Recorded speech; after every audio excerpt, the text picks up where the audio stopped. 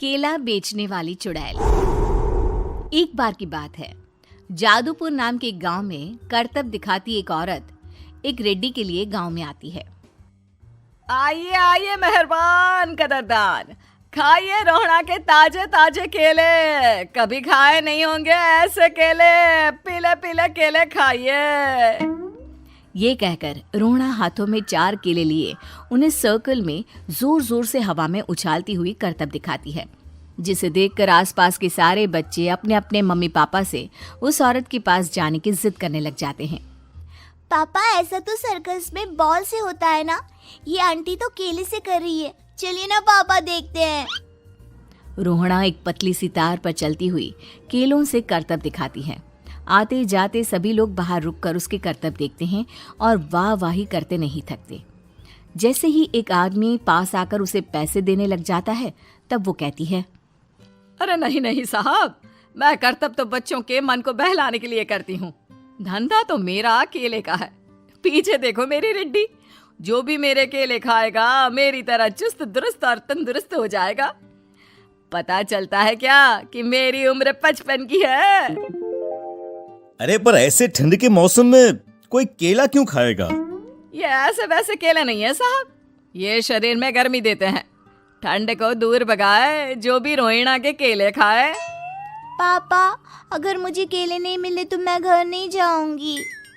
तभी उसके पापा कहते हैं कि बेटा, केले ठंड में कभी गर्मी नहीं देते। ये सब कहने की बातें हैं, सामान बेचने का तरीका है इनका। पर पिंकी नहीं मानती।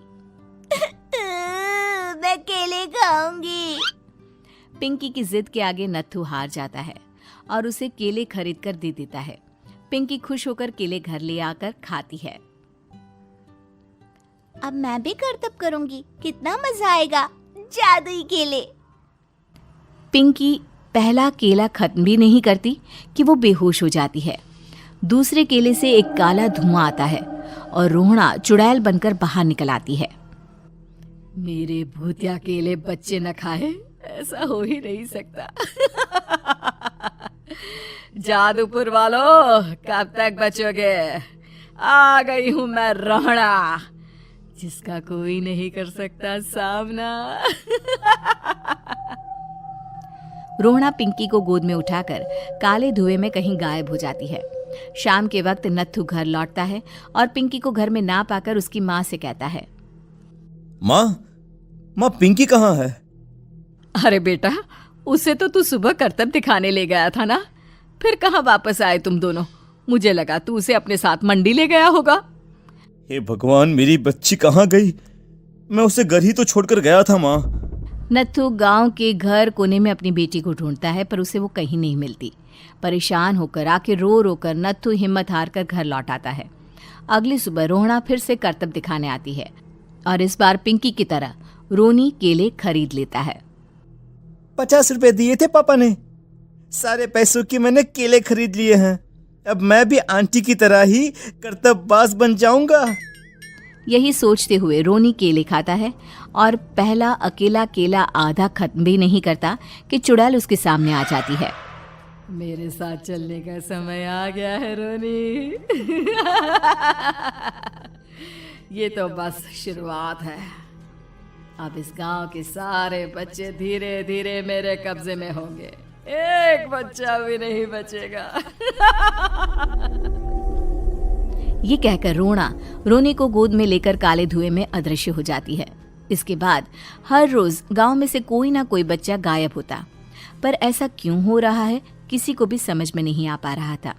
रोज की तरह अपनी बेटी पिंकी की तलाश में नत्थू गांव के एक तालाब के पास बैठा रो रहा था। कहाँ गई मेरी पिंकी? शकुंतला के जाने के बाद एक वही तो मेरा सहारा थी।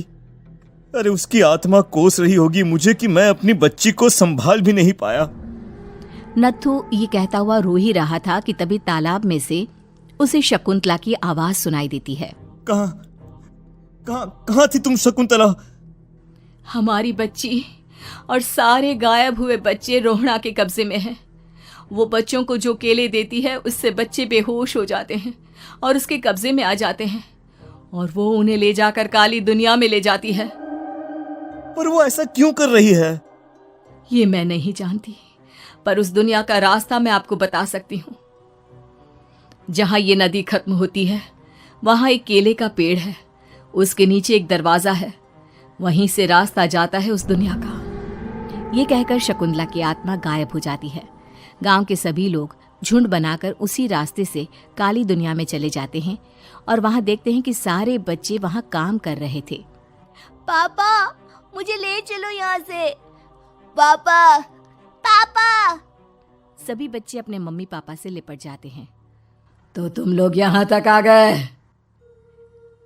क्यों हमारे बच्चों को पकड़ लिया तूने? तुझे शिकार ही बनाना है तो ले, हम सब आ गए हैं, हमें खा ले। नहीं, मुझे बच्चे चाहिए। मेरे बच्चे के बदले तुम लोगों के बच्चे। क्या मतलब? मैं इसी गांव में रहने वाली एक औरत थी। केले की चोरी के इल्जाम में मेरे बेटे को गांव वालों ने इतना मारा कि वो मर गया। उसी दिन मैंने ठान लिया कि गांव वालों का भी वही हाल करूंगी। कुछ दिन बाद बेटे के चले जाने के दुख में मैं भी मर गई और मेरी भटकती आत्मा एक चुड़ैल बन गई। और फिर मैंने बदला लिया तुम सबके बच्चे छीनकर। बर्दाश्त नहीं कर पाए ना? सोचो मुझ पर क्या बीती होगी। हमें माफ कर दो रोना। पता नहीं ये किसकी गलती थी, पर हम सभी माफी मांगते हैं। हमारी खुशियां लौटा दो, तुम भी तो एक माँ हो। गांव वालों की बात सुनकर रोना का मन पिघल जाता है और वो बच्चों को छोड़ देती है। उसके बाद काली दुनिया बच्चों के लिए जादुई दुनिया बन जाती है। अब कोई भी कभी भी वहां आ जा सकता था।